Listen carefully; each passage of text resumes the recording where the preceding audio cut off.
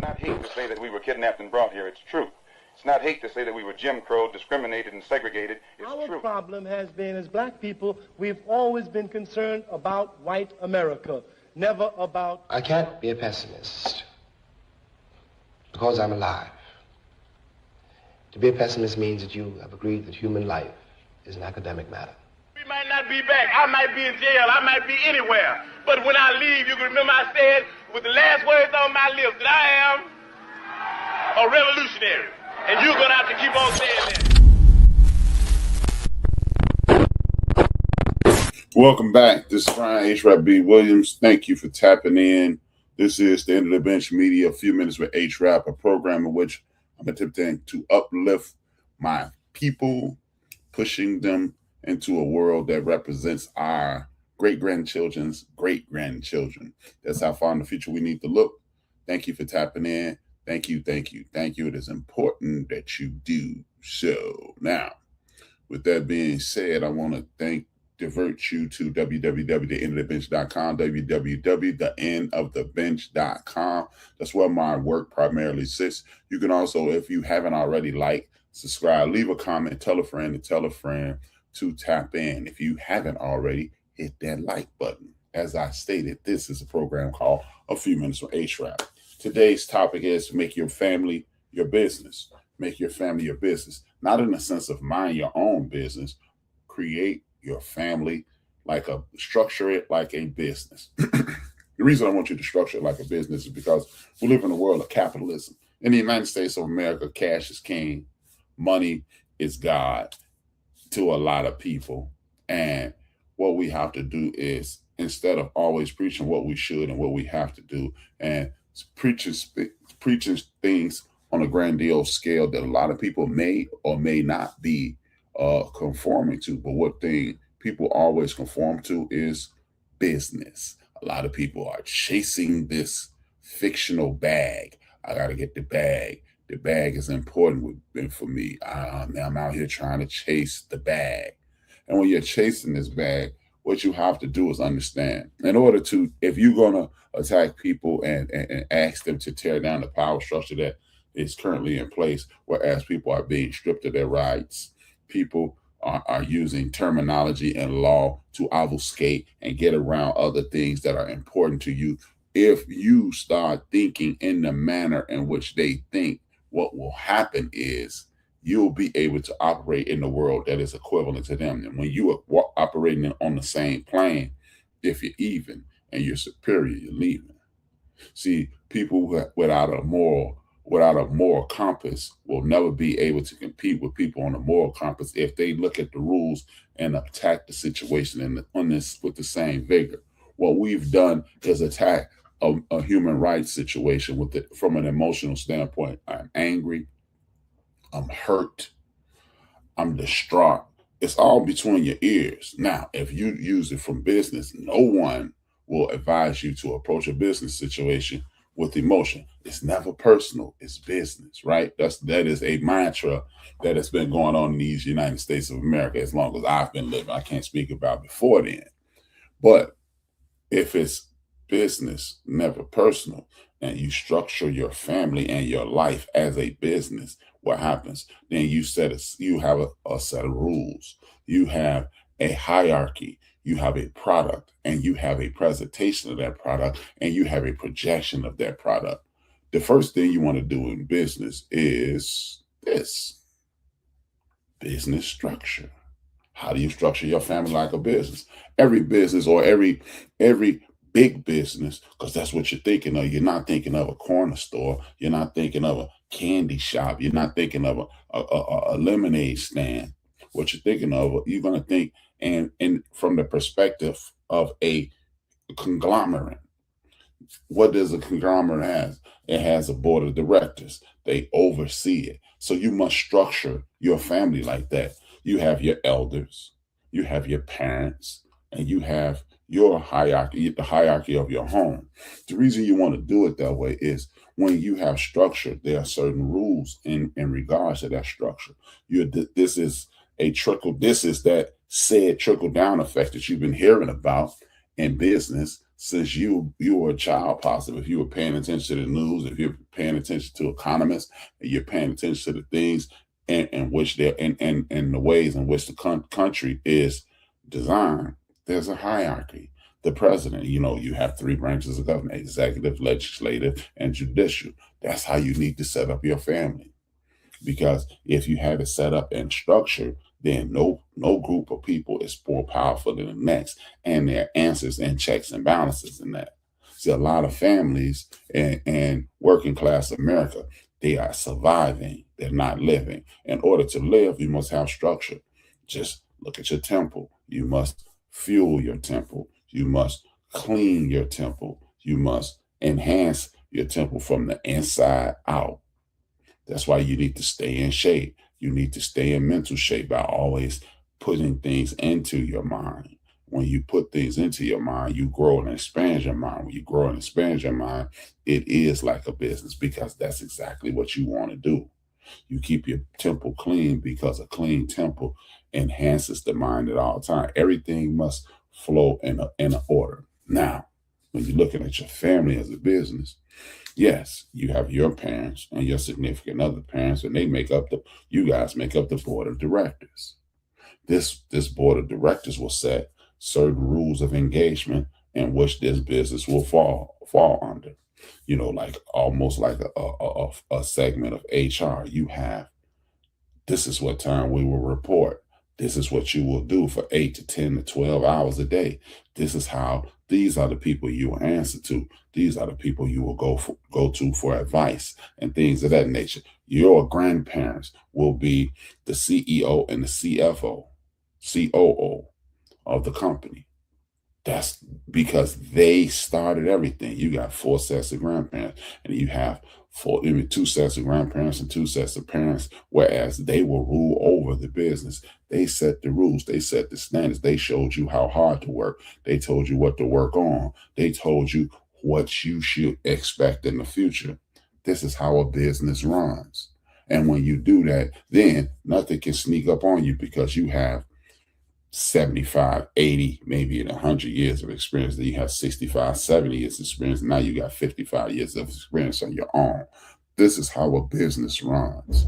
Have the mentality of business. And now there are certain procedures you must take. You must get an LLC. You must incorporate. You must have everything laid out in order for this business to run properly. And when you look at it like a family, you're looking at you.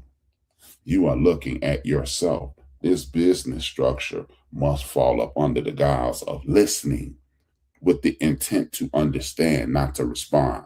You don't know everything. That's why most businesses have an attorney. That's why business have an HR department.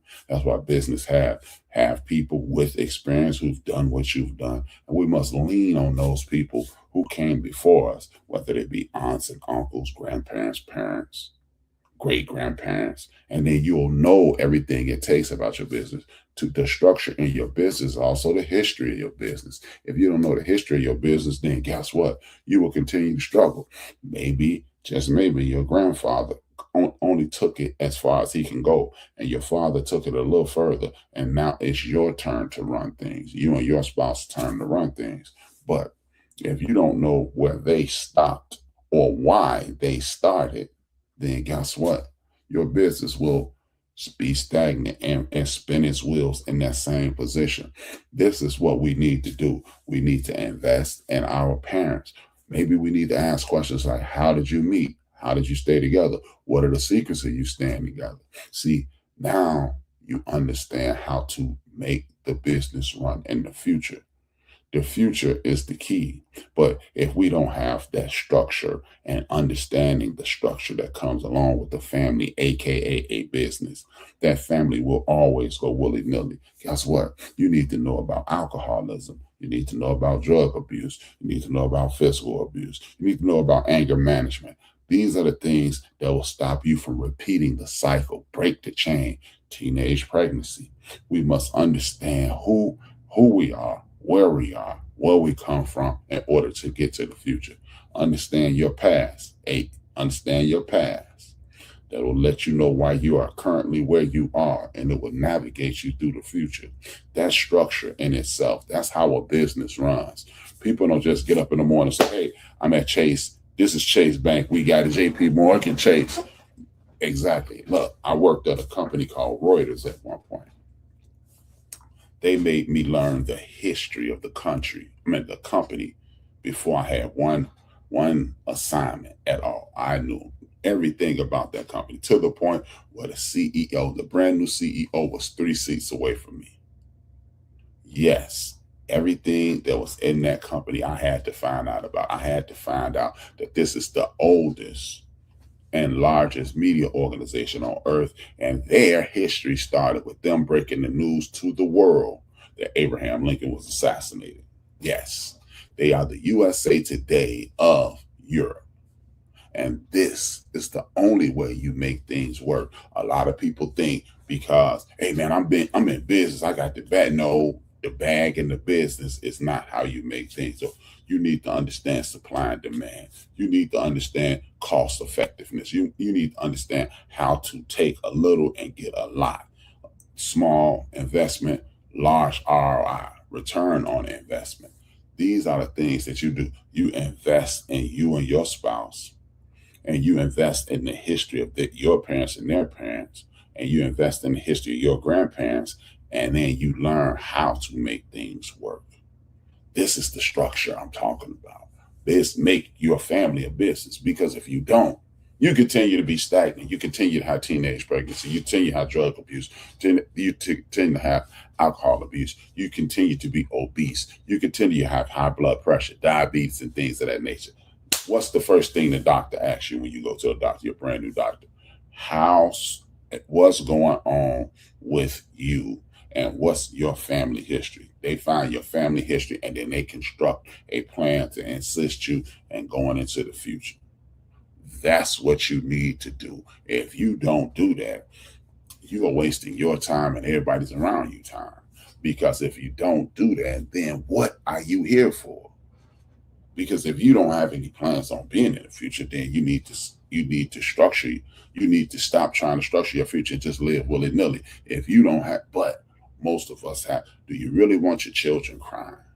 If you lost anybody, remember how that felt. That's how you need to be doing. Your whole life should be structured not on your children, on your great-grandchildren's great-grandchildren, as I say every day. Every time you see me, I say this is about my great-grandchildren's grandchildren. The reason being is because if I was structured, I know history. And if I put that same structure in my children, they'll do it, and they'll do it, and they'll do it. And this is where the structure comes from. Why do you need it? That way, if you have structure, you'll know who's in charge. Who's in charge? The board of directors at all times. The board of directors should always be in charge, because you don't know everything. You know what's going on right now, but anybody who knows anything about the world, you understand the world is a situation to whereas things are cyclical. They will continue to return to the way they used to be. The more mistakes you make, the more times you go back to square one. So when you find out who's in charge, that is the most knowledgeable person. That is the person with the greatest leadership abilities. But guess what? The most important thing, the person in charge is the people. The people who are in charge are the people who listen the best. Because in order to lead, you must listen. If you listen well, then you can be the greatest leader in the world. If you know everything, you are going to crash, burn, and it is over before you even assume it starts. A lot of people know everything, but and simultaneously they know nothing. Do you think the person who created this bridge knew everything? No. You had laborers, you had engineers, you had people who had to know things about water, you had to have people who know things about the land.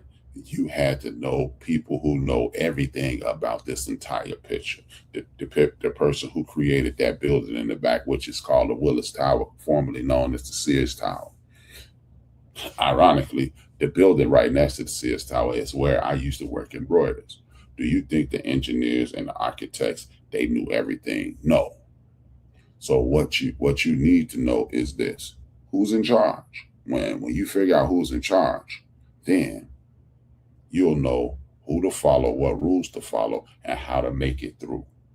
If you don't have the right people in charge, you will again crash and burn. And if you're not listening to who's in charge, see, you can sit at the presidency, but the board of directors will be hiring you. And when you are in the presidency, the COO, the CFO, it's always someone hiring you. And when you understand that, you'll know who's in charge. And when you know who's in charge, you'll know who to go to when you hit an impasse. And when you hit an impasse, you go to those people and you get the advice. You get the legal advice. You get the financial advice. You get the structural advice. You get the advice you need to move forward. It's not about being in charge and yelling and screaming and walking around peacocking and Cadillacing. What it is about is perpetual and putting yourself in a position so you can see the future and your family can see the future and your business will continue to grow. Remember, this is make your family your business. And if you're in charge, you are not in charge of what's going on right now. You're in charge of perpetuating everything that's going on right now and propelling things into the future. The future is the key. If you only thought about making tubes for televisions, where's your business right now? At some point, ask the people at Polaroid and Kodak about film today. What good is film doing you right now? Where's your business in film? Do you know how much money people lost on the digital camera? People like Kodak and Polaroid lost on the digital camera. Just imagine, 40 years ago, everything was on paper. You had photographs that you thumbed through. Now, no one hardly ever does that. Are there still photographs? Of course there are. But how useful is it right now? It's not useful at all because the person who created the digital camera pretty much put them out of business. And that's what you need to be doing. You must always see the future as it comes at you. You must almost always see that the corner store is dissipating because the people at Walmart want to dominate the industry. But if you own a corner store and you make things accessible and you put yourself in a position to where you don't have to drive 4, 6, 8 miles away, guess what? People will still come to you. And you have reasonable prices, people will still come to you. And you're putting yourself in a position to whereas it is more convenient to come to you than it is to go to Walmart. Guess what? You stay in business. That's how you do it. So if who you have in charge is the key. Your grandparents, again, this is what the structure, this is what who's in charge, and this is about the future. Because if those people at the top are not they should be advising you to raise your children properly, the product. Everything falls in line. If you are not willing to fall in line with that structure, it doesn't make a difference. The second most important thing to who's in charge is this. When you are in charge of something, you must know the lay of the land. You must know how to engage with governmental officials. You must, like with police issues, government officials, the financing of education projects, the financing of after-school projects, the financing of SNAP benefits, and things of that nature. Because when you find out how those things work, you make sure you get the tax benefits. You make sure your appraisals are being appraised properly. You make sure the tax assessor is doing their job. These are the things that the person in charge must know. It's not about sitting around complaining and creating conspiracy theories and getting angry at the people. What you do when you're in charge is you create, again, back to the beginning, you create a structure in which you can get the information disseminated to you in a timely fashion so you can make the proper decisions so you can move forward. It's not about getting emotional, getting angry at some doofus on the television screen because he's not cognitive enough to create a sentence that is important enough so you'll listen. Or he's saying racist or sexist or xenophobic or any other isms. He's spewing that out to distract you. Meanwhile, somebody in the background is controlling everything. But it is the person who's level-headed enough, who's grounded enough in all aspects, whether it be physical, spiritual, mental, and financial, to guide you and your business through any storm that comes about. It's not about not getting rained on. Of course, we live in a world in which none of us want the rain. I'm not in a good mental space to deal with the rain today. We come from people that didn't have that privilege.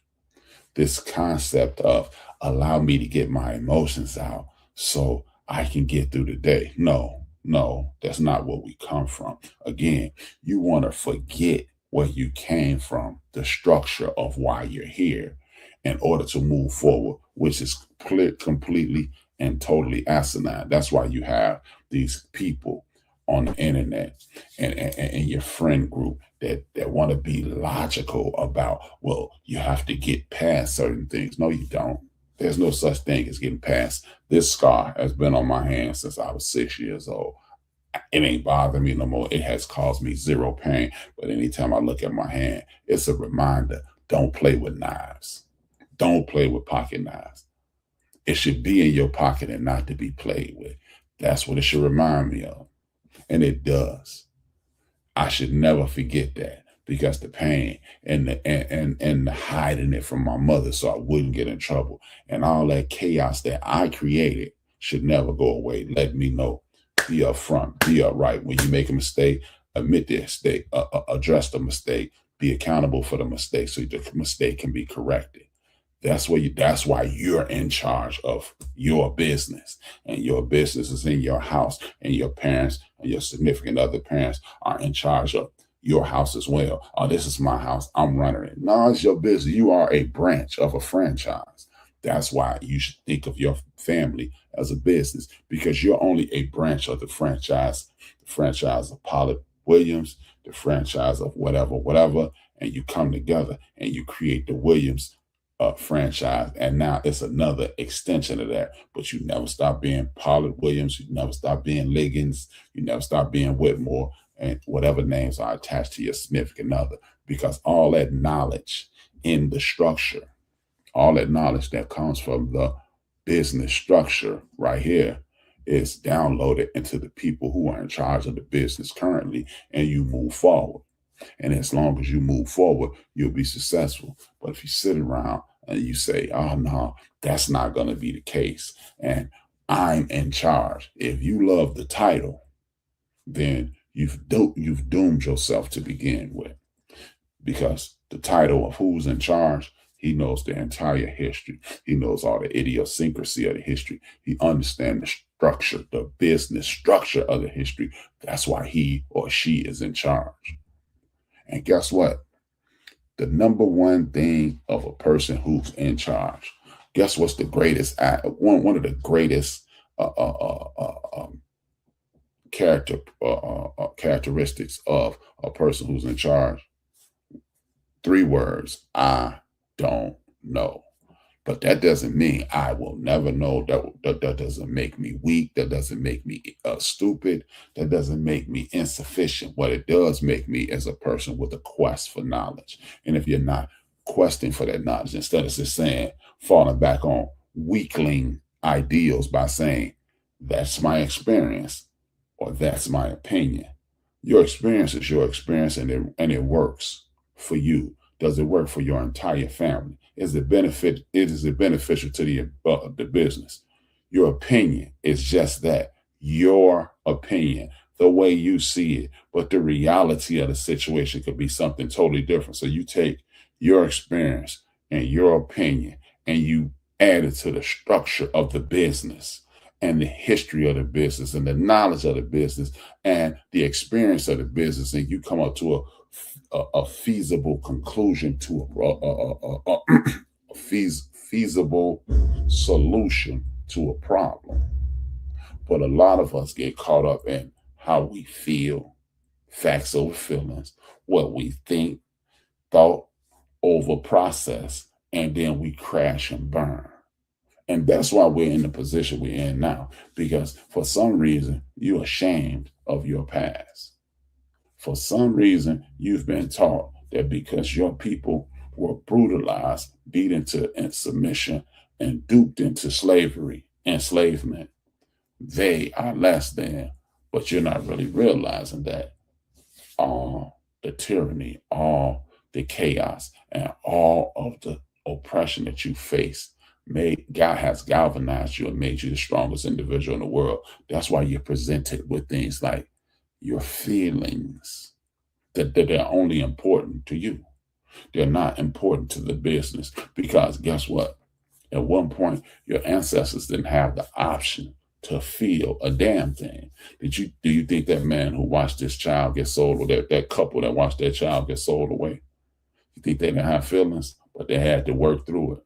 You think that couple that was separated and one watched each insignificant other be essayed, both man and women? You think those people didn't have feelings, but they had to work through it? There are no days off in life. There's no PTO in life. There's no this fog that they put you in by letting you know, well, I'm having a mental health day. No, you have a mental health night. When you get home, you decompress, you meditate, you pray, you get you a moment of silence. That's why the structure of the family that's why the creator created it that way, because guess what? Mr. X needs 10 minutes. And when he gets through his 10 minutes, Miss X needs 20 minutes, because she's dealing with Mr. X, the children, and the rest of the business structure. And you rotate that. Some days Mr. gonna need 20 and you gonna need 10. See, that's why that's called checks and balances. And is it gonna always work out that way? No. But if you are operating your life as a business, you would not choose the wrong Mr. or Mrs. That's the key. That's why you're in charge. Because if you're in charge of your destiny, every decision you make in life in regards to engaging with another business should be taken in, the future should be taken in consideration. Right back to the beginning of this. The future should be taken in consideration. That way you won't have physical overruling your mental. You won't have optical overruling your mental. Is this going to benefit me in the future? Is this the support system I need in my future? If so, let's merge these two businesses and make a conglomerate. And that's the way you should be thinking. And I'm not talking financial, because money can be made if the right two businesses come together. If the beef industry connects with the bread industry and connects with the condiment industry, we can make a restaurant. Get it? We can come together and create something, and then the money will come. I'm talking about the mental, spiritual aspects of life. That's where you need to be. As the Bible says, are you equally yoked? Do you want physical pleasure, or do you want a spiritual uplifting, which will lead to financial abundance? And that will also lead to your pure joy and happiness, because you have less stress, less chaos, and less foolishness in your life, point blank, period. But if you're living your life without the business structure, then nobody's in charge, and then that business gonna crash and burn. Which leads me to the most important portion of a business: what you produce, the product. The product is the most important thing, because if you have the perfect structure at the top, which leadership, guidance, history, structure, and you have who's in charge, proper leadership in regards to that business, receiving and downloading that information, then you should have an excellent product. Your product in this instance is your children, your grandchildren, your nieces, nephews, and cousins, even your neighbors at some point, because your neighbors are a part of the conglomerate as well. A lot of people don't see it, but we're going to stay within the family, and maybe that's an additional episode. When you're looking at this, the product is the children, because you produce the children. the children go out and represent the business.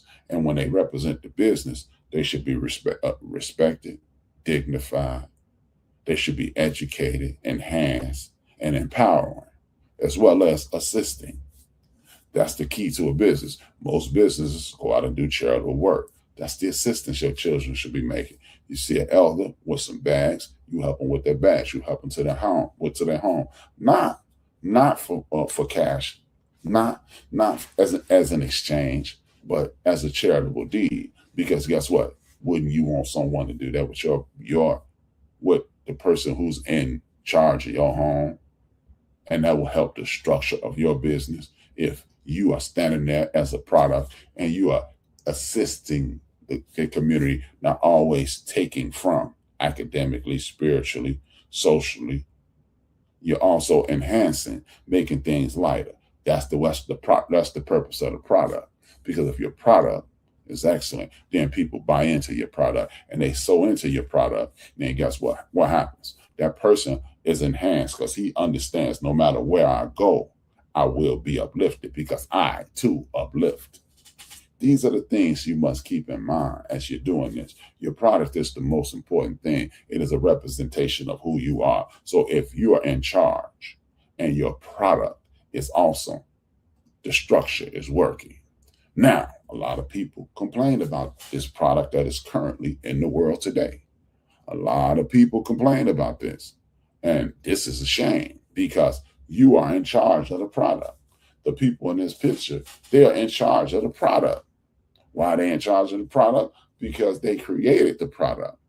Nieces, nephews, cousins, aunts, uncles, grandparents, parents. You created the product.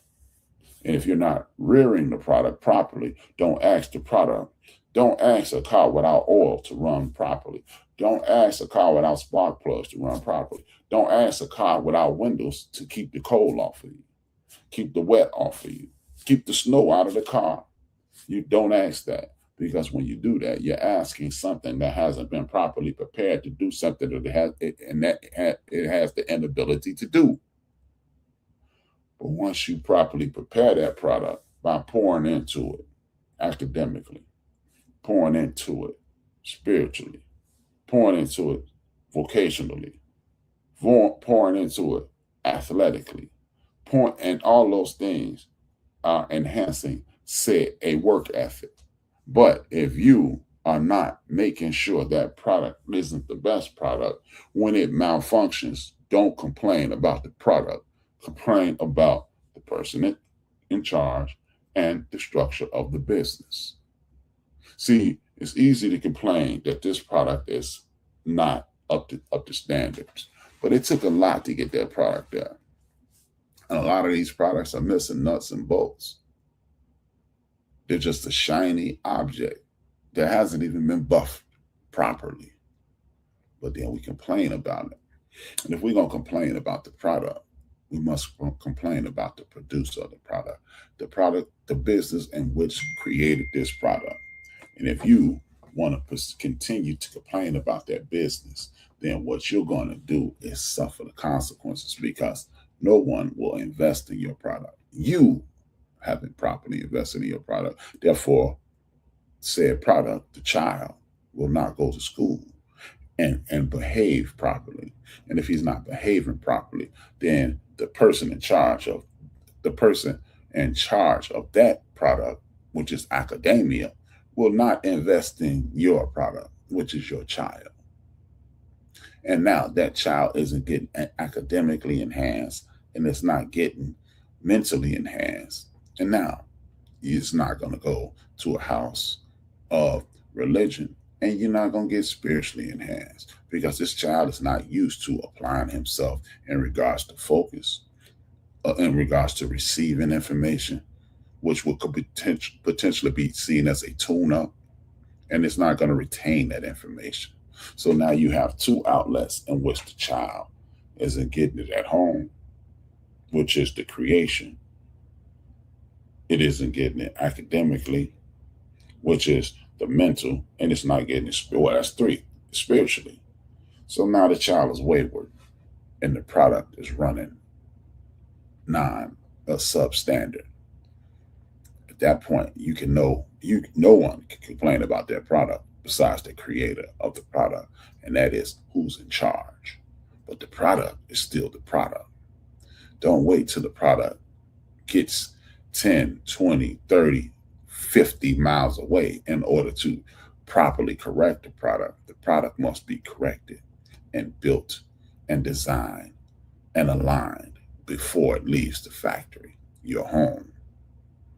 And if you structure your family like a business and you are in charge of that business, when anything goes wrong with the product that business produces, there's an easy fix. The correction is easy. But if we're not doing that, the product runs and destroys your name, and your business isn't seen as valuable, and no one will want to do business with you. And if you continue to live that way, soon you'll be out of business. That's the key. What product are you producing? What history are you looking into to create that product? Are you using the structure of a business to create the product? Are you in charge of the housing of the product? And once the product hit the streets, are you comfortable with the product that you've produced? If you haven't, maybe you should create a structure of business that allows you to think like a business instead of just a human being, because a business puts out the best possible product they can. And how does it do that? Because it has structure, it has leadership, and the product becomes the product. As Mike Tomlin always says, the main thing is the main thing. If the main thing is having the best product in the world, we must create structure in our communities, in our areas, in our culture, and in our homes.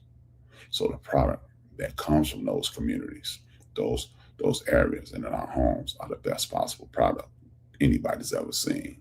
They've been equipped by the Creator to be that. It's time for us to start fine-tuning it. It's time for us to stop thinking just from an emotional standpoint, but you start thinking from a God standpoint. Like the great KRS once said, think about it of this nature. Gun is what you need to do. Saying how we love guns in this country. Let's look at it like gun. God, universe, and nature. God equipped you with everything in the universe, and it's your nature to take care of it. If you're not following your nature, there is no structure. God is in charge, and it's up to you to fine-tune the products that God has inspired you to make. With that being said, I'll talk to you soon. This is Brian HRap B. Williams, End of the Bench Media. If you have any questions or concerns, or you want to talk to me about anything, you can reach me at that email address, the End of the Bench, THAENDOLDABENCH @gmail.com. And I want to thank you for tapping in. Leave a comment, hit like, share, leave a comment. Any questions or concerns, leave a comment. 2 fingers, 1 word. I'm HRap B, and growth in wisdom, knowledge, you see, self-understanding and self-discovery, healthy relations, self-control, all those things are hateful. But this is the only way a minority can rule over a majority of people, is by turning their minds backwards so that they love the things that destroy them and hate the things that move them forward. In order for these people to rule over us, we must hate learning. It has to be built into us. We must think that we can't do math. Because you see, if we do math, if we were into learning, if we were into research and into thinking and into, real philosophical ideas and abstractions, we would defeat those people. They know it. So consequently, what they must do is rob you of all of these things so that they may stay in there.